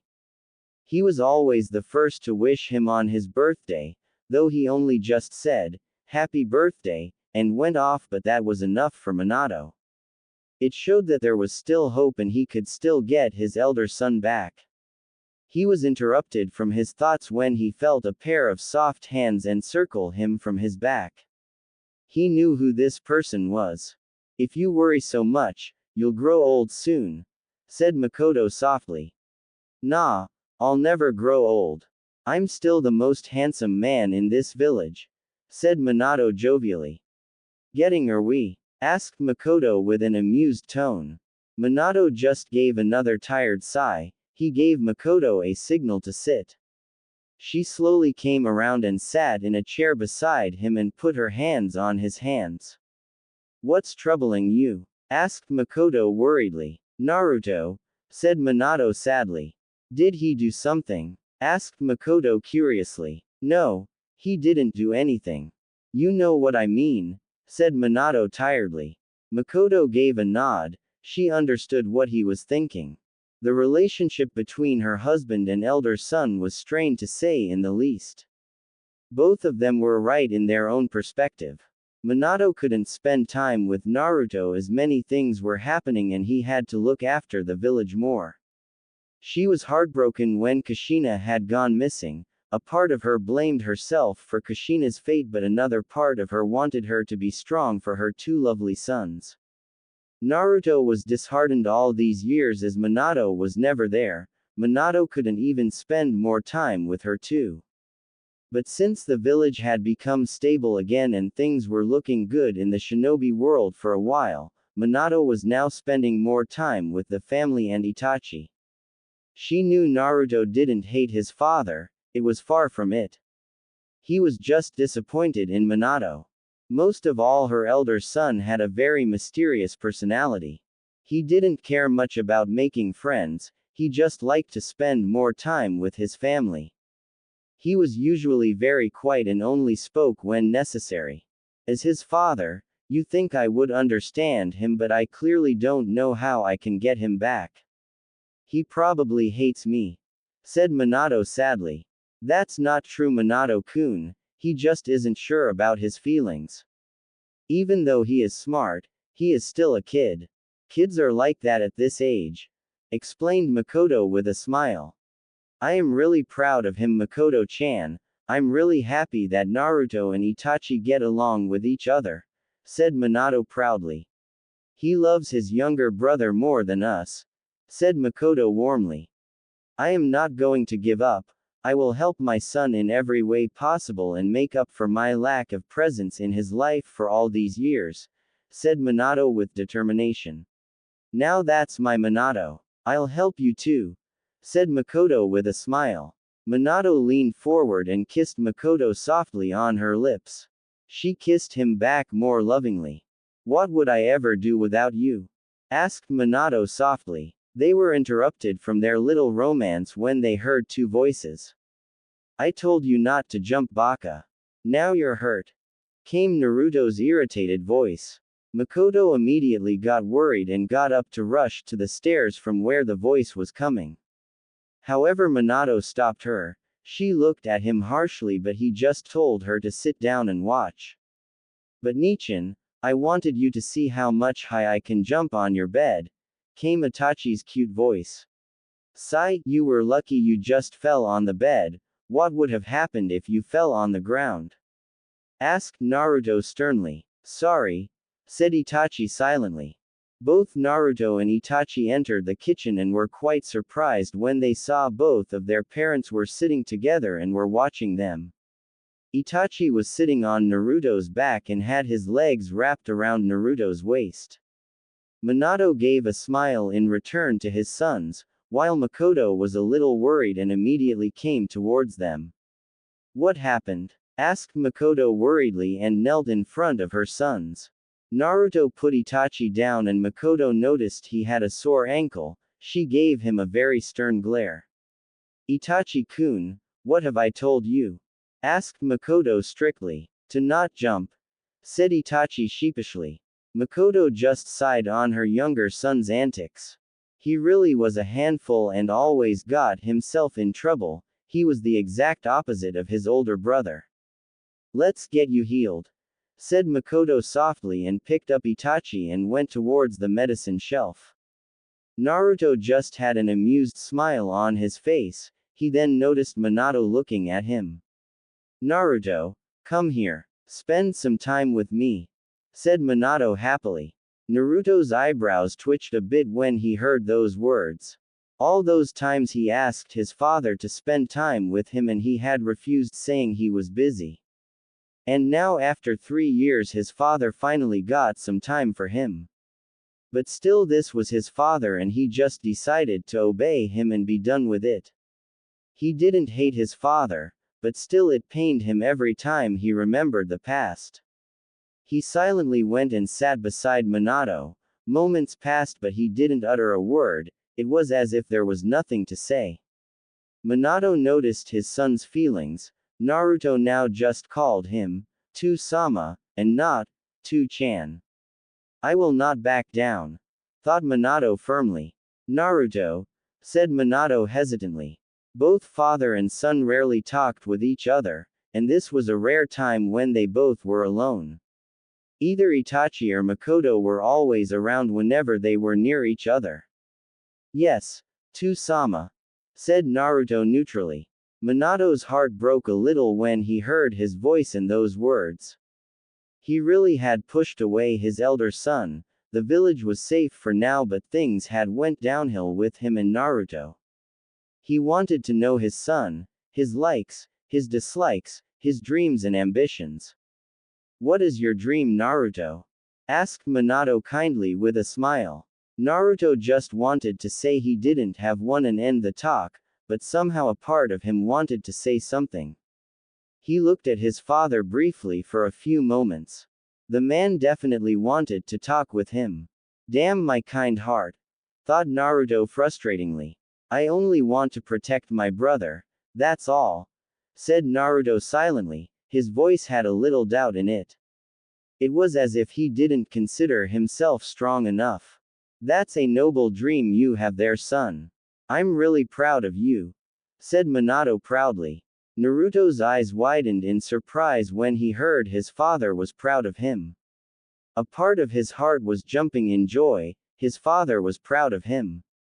Minato sensed Naruto's surprise. He gave him a kind smile and patted his head. Naruto, I know I was not there for you for quite some time, but I really love you. You are my first child. My duties as a Hokage got in the way, but I really want to spend time with you. Can you at least give me one chance? Requested Minato kindly with a smile.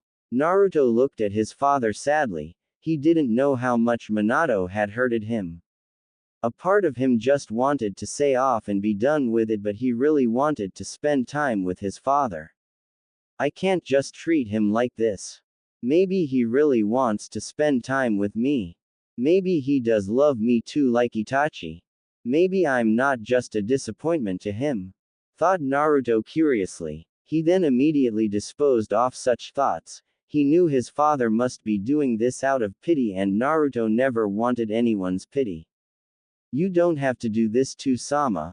I know you must have more important work to do rather than spend time with me, said Naruto sadly. Minato looked at his son sadly. He knew he had to let his son speak freely. You probably hate me, huh? Asked Minato calmly. His voice had an understanding tone in it. Naruto's eyes widened in surprise. He didn't mean it that way. I don't hate you too, Sama, but, said Naruto hesitantly. Minato put a hand on his son's shoulders in order to give him some comfort.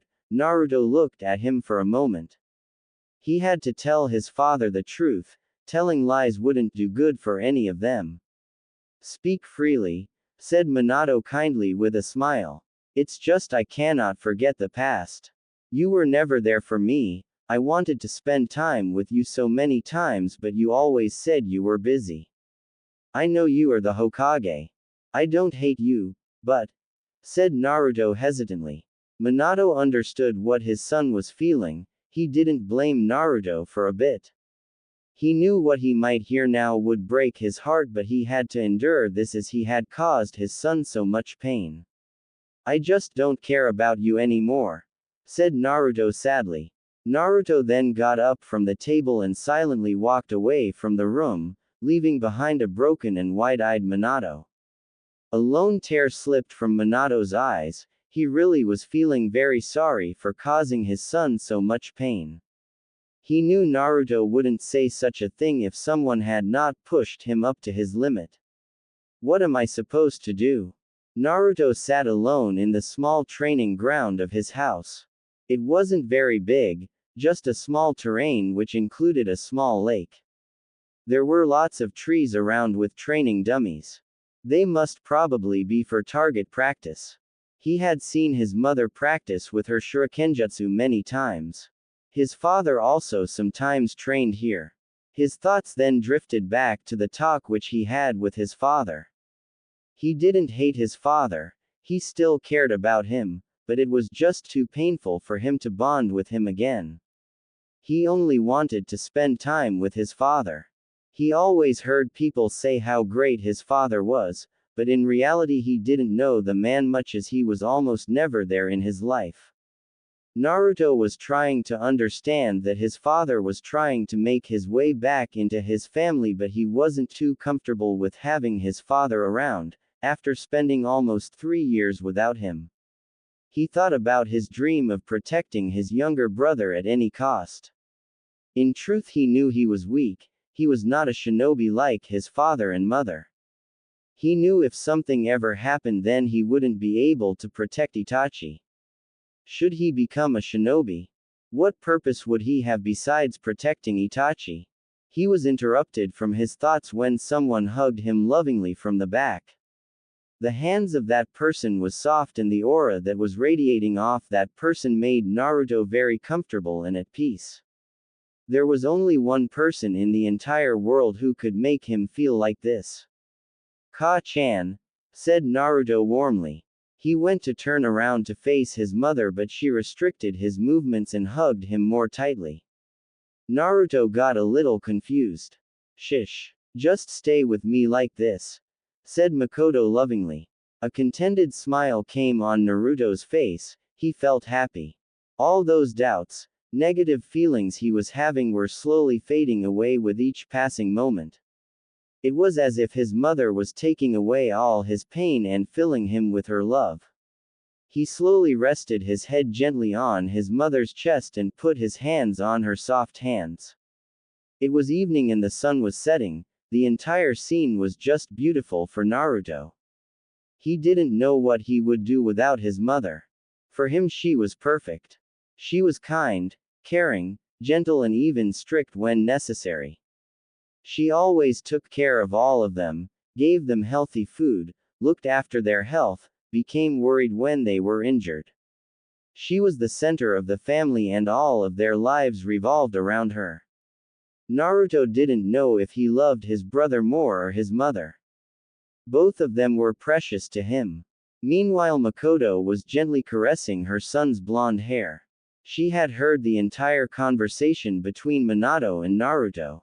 Even though she was busy healing Itachi's sore ankle, her entire focus was on Naruto's talk with Minato. She was very upset with the fact that things had gotten this worse between her husband and elder son. She knew Naruto was not to blame for any of this. Any child of his age would behave like this, also her son was a logical person. So she knew he wouldn't forgive Minato just like that. She felt very sad on thinking about how much pain her son was in. "Hey Ka-chan," said Naruto slowly. Makoto was interrupted from her train of thoughts. She looked at Naruto curiously. "I didn't sense your presence when you arrived," said Naruto in confusion. "What do you mean?" asked Makoto curiously. "I can always feel people's presence when they are around me," explained Naruto simply. "A sensor," thought Makoto surprisingly. "Naru-chan, try to concentrate now and tell me, what do you feel?" asked Makoto softly. She was pretty much sure her son had a very unique ability. Sensor ninja were very rare, and were extremely useful in the village armies. They could work in recon units, communication units, not to mention in full combat squads. Sensors were one of the most unique and deadly ninja as they could predict an attack before it is launched. Naruto gave an affirmative nod and closed his eyes. He then slowly tried to concentrate in order to feel what was around him.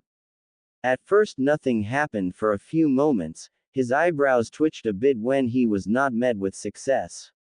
"One more time," thought Naruto with determination. This time he gave his utmost concentration, still he couldn't feel anything around him. "It's not working, Ka-chan," said Naruto sadly. "Oka," said Makoto gently but was cut off when Naruto raised his voice. "Wait, I feel something," said Naruto surprisingly. "What is it?" asked Makoto curiously. She was very eager to know whether her son had abilities of a sensor or not. "I feel your presence, it's so warm and calm," said Naruto calmly. "He can even feel what I'm feeling right now," thought a shocked Makoto. It was indeed true that she was not concealing her chakra. If she did that, she was pretty much sure Naruto would not be able to sense her presence. Also, she was right beside him, so it would be very easy to recognize her presence. "I can feel Itachi's presence in the house, but there is something that is very confusing, Ka-chan," said Naruto with a frown. "What's the problem?" asked Makoto intriguingly. "I can feel some people outside our house, but their presence is barely visible. They were there just for a moment but I lost their presence," said Naruto curiously. "He can even feel the Anbu guarding our house. It's amazing. Even if it was just for a moment, it was truly something worthy of praise. He must have sent a strong wave of his chakra unconsciously. It must have been pretty strong, but since it was short he lost the Anbu," thought Makoto tactically. "Well, Ka-chan, do you know why I'm able to feel such things?" asked Naruto innocently. "It's because you are very special, my Naru-chan. You are a sensor," explained Makoto with a proud smile. "Sensor?" asked Naruto confusedly. "They are special people who can feel other people's presence around them." There are very few censors in the world. The fact that you are one makes me very proud, explained Makoto with a wide smile. Naruto blushed a little in embarrassment. Makoto giggled on seeing this and ruffled her son's hair lovingly. Suddenly a question came in Naruto's mind and he decided to ask his mother about it. Then why was I not able to feel your presence? Asked Naruto curiously. Maybe it's because you were not concentrating, and I'm a shinobi so I can hide my presence very well, said Makoto with a smirk. That's not fair, said Naruto with a cute pout. Is that so? Asked Makoto with a devious smile on her face. She started tickling her son's chest, earning loud laughter from him. Ha ha ha. Ka-chan, please stop, said Naruto in between laughs. He was feeling very happy. Makoto sensed her son was now comfortable with her and she decided to ask him about his talk with Minato and if possible try to explain him to understand his father and his duties as a Hokage. Naru-chan, do you really don't like your two-chan? Asked Makoto sadly. Naruto sensed the sadness in her voice, but there was no disappointment in her words. He dropped his head in shame. He never wanted to make his mother sad and now that he had done it, he was quite ashamed of himself. I'm sorry, said Naruto apologetically. A few tears had already started to form in his eyes. Naru-chan, let it out, said Makoto gently and hugged him tightly. Ka-chan, said Naruto in a choked voice. Tears had already started to drop from his eyes. I'm always going to be there for you.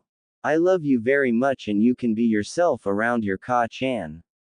Just cry your pain, I know, said Makoto in a similar choked voice. She was rubbing Naruto's back affectionately in order to comfort him. Those words were the final nail in the coffin and Naruto couldn't control the dam of tears that had formed in his eyes. All the pain and sadness he felt for all these years due to his father's absence finally took a toll on him. He hugged his mother so tightly that some crease had started to form on her dress, but she didn't back out. She hugged him back even more fiercely while whispering comforting words in his ears and rubbing his back simultaneously. He was really thankful to whatsoever God for giving him such a loving mother. She was his world, the only person who understood him completely and no matter what happened was always there for him. No matter how much mischief he did when he was his brother's age, no matter how much pain it caused her on seeing his dislike for his father, she never abandoned him. She never lost hope in him and Naruto couldn't understand how could she love him so much. He never did anything significant for her and yet she loved him immensely. Naruto's emotional outbursts continued for a few minutes until it was reduced to small sobs. Makoto gently wiped the tears on his face and gave him a gentle kiss on his forehead. I'm sorry for making you sad, Ka-chan. I'm not a good son, said Naruto in an ashamed voice. He was quite surprised when his mother gently lifted his chin so he could look her straight in the eyes. Naruto was quite shocked on seeing the fierce look in her eyes. You are the type of son who every mother wants. You are kind, gentle, caring, you always look after your little brother, always try to help me, and even though things between your two-chan and you have gotten a little rough, I never blame you for it, said Makoto firmly. What? Asked a shocked Naruto. He expected his mother to blame him but was quite surprised when she said the opposite. Yes, I do not blame you and neither do I blame your father. Both of you are right in your own perspective. You only wanted to spend time with your father while Minato wanted to do the same, said Makoto seriously, shocking Naruto to the core. This can't be true, Ka-chan, he was never there for me, said Naruto loudly. His voice contained a little venom in it. Makoto did not lose her calm and decided to explain the truth to her son. She knew even after this, Naruto wouldn't forgive his father immediately. It will take time, but she had to take the first step. Naru-chan, your father has to protect the village as Hokage. Things have gotten a little bad in the last few years and your father is highly tensed. He still regrets not spending time with you, but just as you are our child, he has to look after all the other children's safety like yours.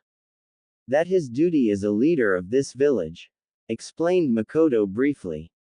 Some things started making sense in Naruto's mind. Now he could understand why his father did that, but that didn't change the fact that he was still disappointed in him. Does that mean I am not important to him? Will he still put others before me? Will I always be a second choice to him in comparison to the villagers? Asked Naruto sadly. Makoto gave a tired sigh. Naruto was really stubborn in his beliefs. It was as if he was testing her patience. No, you are as important to him as all of us. Do you know it was your father who gave you your name? Said Makoto with a smirk. She really knew how to handle a situation. Her years at the hospital and treating different people made her understand people better. Really? Asked a surprised Naruto. Hi. He was very happy the day you were born. He even cried tears of joy when he took you in his arms for the first time. He was so excited to teach you everything he knew and wanted to be the best father in the world, said Makoto with a gentle smile as she remembered that night. Naruto could now understand a little. He really was surprised that his father was happy to have him. Maybe I'm wrong. Maybe he really loves me as much as Itachi. Maybe I should give him a chance, thought Naruto slowly. Makoto could read what her son was thinking from the look on his face. A small smirk came on her face as she realized that her first step in improving the relation between her son and her husband was met with a little success. You should give your father a chance, Naru-chan. He really wants to come back in the family. He really loves you and wants to spend time with you and make up for all the times he wasn't there, explained Makoto briefly. I'll try, Ka-chan, said Naruto hesitantly. He really wanted to believe in each and every word his mother had said. But instead of rushing in on blind faith, he would take his time and see if his father really wants to be there for him. Now that's my Naru-chan. I'm really proud of you. Take your time and try to gather your feelings slowly, said Makoto with a vibrant smile on her face. Hi, said Naruto slowly. Makoto sensed Naruto's uncomfortable behavior and decided to change the topic. Naru-chan, do you want to become a shinobi? Asked Makoto seriously. I just want to protect my brother, said Naruto slowly. Makoto smiled again on hearing those words again. She really felt very happy that her two boys were so close to each other. But what about the people of this village? Asked Makoto seriously. She knew she had to guide her son on the right path if he wanted to be a shinobi. Protecting Itachi was a noble dream, but Naruto was the elder son and heir of the Namikaze clan. The villagers had great expectations from him and some even thought that her son could become the next Hokage. Huh? Asked Naruto curially. He had never thought about that. Makoto took a deep breath in order to explain it to Naruto in detail. Naru-chan, protecting your little brother is a noble dream, but shinobi are always entrusted with the safety of this village and the people live in it. You are the son of the Hokage and the heir to our clan. The villagers and shinobi have high expectations from you, explained Makoto briefly. But I don't know if I can live up to their expectations. Why is it necessary for me to protect the people of this village? Asked Naruto curiously. That's because we are one big family, we take care of each other. Your father looks after the entire village and protects it. Your grandfather and uncle take care of the Uchiha clan and also protect the village from its enemies. I am a shinobi too and I am ready to protect the village and my family at all costs because you all are precious to me, explained Makoto with a smile. I understand, said Naruto calmly. Don't worry, Naru-chan, there is nothing you should be afraid of. I think it is a good thing that you are trying to become a shinobi. it shows that you understand that to be a ninja you have to start right at the bottom and work your way up and protect your precious people, said Makoto calmly. Really? He asked with her nodding. If you like I can go over it with you and teach you how to access your chakra, she said, making him get a hopeful look on his face. Really, you would do that? Don't you have others things you need to do today? Asked Naruto curiously. I don't have a shift at the hospital today and it is either help you or get bored sitting at home. And how could I ever not want to help my little Naru-chan? Said Makoto with a playful smile. She picked Naruto up from his spot and put him in her lap as she leaned against a nearby tree. Are you ready? Asked Makoto seriously. Hi, said Naruto enthusiastically. Now I'll first explain what is chakra, okay? Asked Makoto and Naruto nodded. Chakra is the mixture between spiritual energy and the body's physical energy. It is essential to every jutsu technique that has and ever will be created. Once molded, it can be channeled through the chakra circulatory system, which is to chakra as the regular circulatory system is to blood, to any of the 361 chakra points in the body. Through various methods, the most common of which is hand seals, explained Makoto briefly. Does everyone possess chakra, Ka-chan? Asked Naruto curiously. Yes, every human being possess chakra, though only a few are able to use it, said Makoto. What is Jutsu Ka-chan? Asked Naruto intriguingly. Makoto smiled a little when she saw how curious her son was. Most kids his age would be bored on hearing so much theory, but her son was different. Jutsu are the mystical arts a ninja will utilize in battle. To use a technique, the ninja will need to use their chakra. To perform a technique, the ninja will bring out and release the two energies of chakra. By forming hand seals, the ninja is able to manifest the desired technique. Because of the extensive number of hand seals and different combinations, there are thousands of potential techniques to be discovered, explained Makoto in detail and Naruto nodded. So what are hand seals? He asked curiously. Hand seals perform many ninjutsu, genjutsu, and other secret arts other than taijutsu. The exact amount of chakra necessary to perform a simple technique is manipulated through hand seals. This will vary between the simplest of jutsus to the most dynamic and most powerful, explained Makoto calmly. The hand seals are bird, boar, dog, dragon, ox, tiger, serpent, rat, horse, monkey, hare and ram, continued Makoto and performed every one of the hand signs. She was shocked when her little son performed each and every hand seal perfectly in the first try. His speed was slow but she was amazed by his sense of observation. It was common for a shinobi to learn hand seals quickly, but Naruto was a kid and he had indeed surprised her. Wow, Naru-chan, you performed each hand seal perfectly. How did you do it? Asked a surprised Makoto, but her voice was indeed full of pride. I just saw you perform them, Ka-chan. They are very easy, said Naruto sheepishly. But still I'm very proud of you, said Makoto warmly. Thank you, Ka-chan, said Naruto with a wide smile.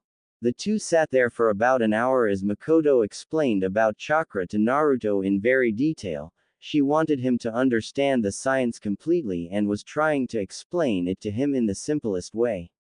She also made sure he was aware of what made up chakra and how many chakra points there are in the body, even pointing to the places where certain ones were on her arms. Do you understand, Naruto? She asked him as he sat there on her lap and saw him nod. Can we try to see if I can use my chakra? He asked since he looked a little eager to begin. Sure, Makoto said warmly as Naruto hopped out of her lap and sat in front of her. Get in a meditative pose like I am doing, instructed Makoto and sat in the position. Naruto watched and tried himself, though Makoto had to help him a little since his legs were still so little. You comfortable? She asked, and with Naruto nodding his head, she decided to continue further. Okay Naru-chan, first I want you to make this hand sign. This is the ram hand sign. Using any one of the hand signs will help to bring out your chakra and bring it to the surface. The ram hand sign is the one most used when starting out to first draw their chakra, explained Makoto briefly and performed the hand sign.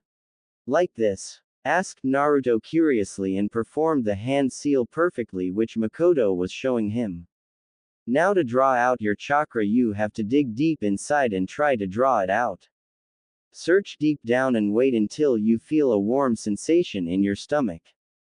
When you feel it, try to focus in on it and then pull it out to the surface. I will demonstrate, said Makoto seriously. Naruto watched as his mother closed her eyes, taking a few deep breaths before exhaling. After about 10 seconds, Naruto felt a strong burst of energy come from his mother which surprised him immensely. He could feel how warm it was, and though it was nowhere near as big as his father, but he felt it flowing smoothly from her. He observed attentively for a few moments and was able to see a blue-like aura appearing around her. Was that chakra Ka-chan, the blue thing around you? Asked Naruto excitedly. He really wanted to do the exercise after watching his mother. She opened her eyes and Naruto could see the blue aura had now disappeared. Makoto smiled when she saw her son's excited face. It was. Try to extract enough chakra, then it can become visible around you and will be a light blue color, explained Makoto happily. Now it is my turn, said Naruto happily, and his mother nodded softly. Though don't be sad if you don't manage to do it, Naru-chan. It takes time to activate your chakra for the first time, advised Makoto sagely. Okay, but I will try my best, said Naruto with determination. Makoto smiled and settled for watching her son access his chakra for the first time. It was a really nostalgic moment for her and her eyes became a little moist as she realized her little boy was now growing up. She watched as Naruto closed his eyes and took deep breaths similar to what she did moments ago. The ram hand sign he made was shaking a little, but she knew it was because Naruto was very excited as he did not want to let her down. Even the Anbu that were guarding their house were a little curious on seeing the Hokage's son's performance. Though that did not mean they were not focused on their job.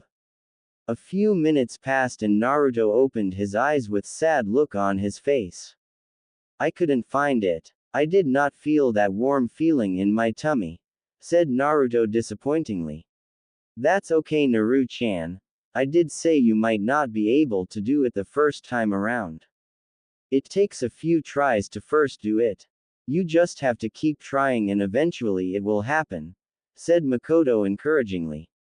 Okay, I guess I can try again, he said as he got back in his meditative pose and made the ram hand sign again.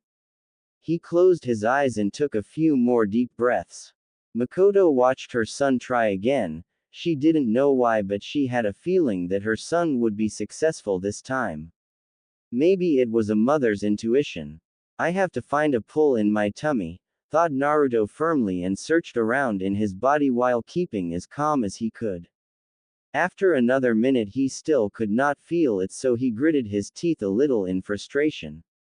I need to unlock my chakra so I can protect Ka-chan, Itachi and maybe someday even Tsu-sama, thought Naruto determinedly. Just when he finished he felt a pull in his stomach and felt a warm sensation appear there. Could this be my chakra? Thought Naruto curiously and started doing as Makoto had said and focused more on the warm sensation and started pulling it to the surface. When he did, it felt like his whole body suddenly became warm and felt his fingers and his toes tingle. Outside, Makoto smiled a big smile when she saw a tiny blue aura appear around her son. She was about to go forward and hug him.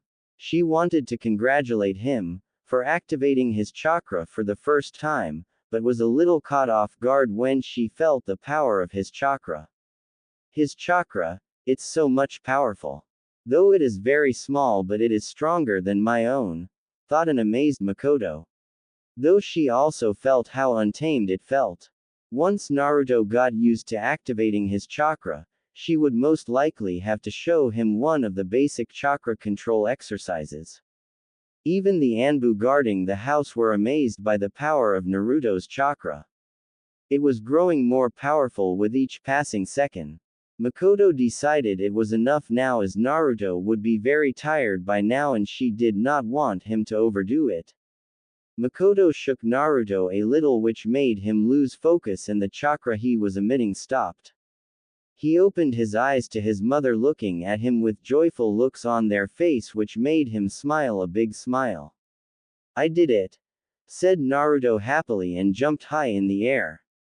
Makoto was quite surprised that Naruto even had this much energy left, however her suspicion proved correct when her son suddenly felt tired and his body got a little stiff and he started to fall towards ground. However Makoto was in front of him in an instant and caught him in a warm embrace. There were a few tears in her eyes, these were not tears of sadness but of joy and pride. "Why do I feel sleepy?" asked Naruto innocently as he yawned in Makoto's arms. "Silly Naru-chan, you pushed out a lot of chakra when you activated it which has now left you feeling tired. Don't worry, after some rest and some food in your tummy you will be fine," said Makoto happily. Naruto just gave a very small nod, he really felt a lot tired than before. "I think this is enough for the day. Let's go home. I'll make ramen for you," said Makoto happily and picked up Naruto. He wrapped his small legs around her waist and nuzzled his head against her chest with her long bangs falling on his face and covering his face a little under their shadow. "Really?" asked Naruto sleepily. He really loved when his mother made his favorite dish. She was indeed a very great cook. "Hi," said Makoto warmly. They started walking back towards the house at a slow pace.